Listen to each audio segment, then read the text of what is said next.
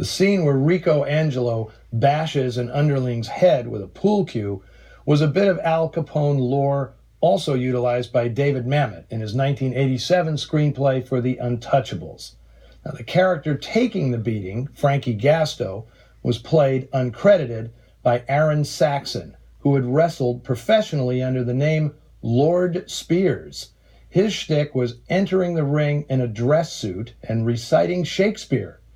Now, director Nick Ray had a penchant for casting such eccentrics in bit roles, and according to Ray, the added benefit in Saxon's case is that he was a Zen Buddhist who was able to not only absorb the beatdown like a professional grappler, but appear completely serene anticipating it. Now, if you were watching the musical scenes closely and might have noticed something slightly off about them, you weren't imagining it. The musical numbers were all performed by stand-ins, only pretending to play. That's because Party Girl was made during the Hollywood musicians' strike of 1958, a walkout that would soon lead to the studios disbanding their in-house music departments.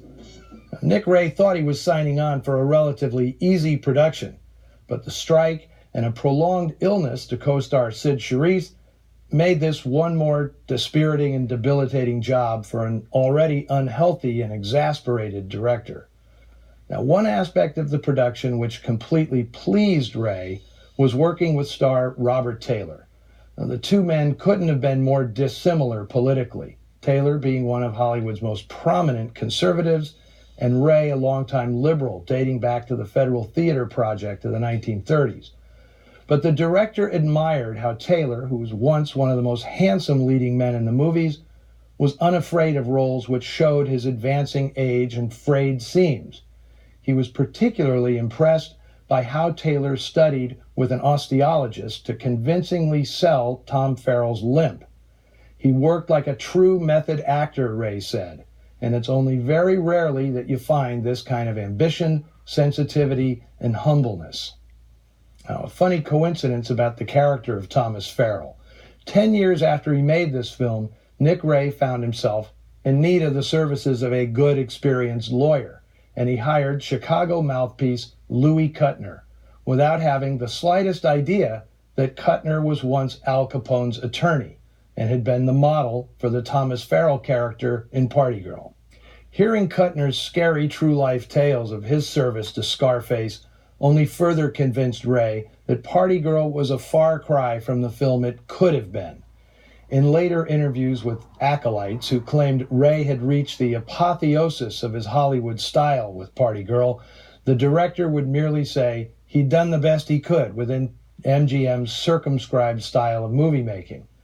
Perhaps Ray's most interesting observation, although it could be entirely disingenuous, is that he envisioned a corollary between the myth-making fantasies of Hollywood studios and the myth-making fantasies of racketeers.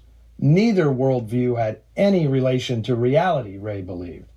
So it was entirely appropriate to use a completely artificial, stylized approach to telling their stories. Now, most American critics dismissed the film, while in Europe it cemented Ray's reputation as a master of mise-en-scène. My take on Nick Ray falls somewhere between these two extremes. I mean, he did create my favorite film of all time, In a Lonely Place, and he's made a number of non-noir films that I recommend without reservation. The Lusty Men, Bigger Than Life, Rebel Without a Cause, and Johnny Guitar among them. Now, these are completely unique films that almost restore my belief in the auteur theory. And while it's true that Nick Ray's career crashed and burned in the 1960s, that's at least partly because he was the Icarus of Hollywood directors. His soaring ambitions took him a little too close to the sun for his own good. Now, no such ambitions will be on display here next week. We'll be returning to the tried and true trenches of the RKO B unit for a rock-solid noir about an insurance investigator who goes crooked for a dame. I guess we could show that story in some form or another every week. But when I say rock solid, I mean it, because Charles McGraw is the star of Roadblock, and you'll want to be here when Joan Dixon, fresh from the Howard Hughes harem, puts him through his paces. In the meantime, let us know what you thought of Party Girl on our Facebook page and Twitter feed, where I can already imagine lots of screaming in all caps about no color in film noir. Now, if you can't wait till next week for more noir, check out Filmstruck, the ultimate go-to streaming service for serious film fans. On Filmstruck, you get classics of all kinds. There's a healthy dose of old-school noir, modern noir, plus an impressive collection of favorites from the golden age of Hollywood. It is worth checking out at filmstruck.com. Until next week, this is your loyal mouthpiece, signing off.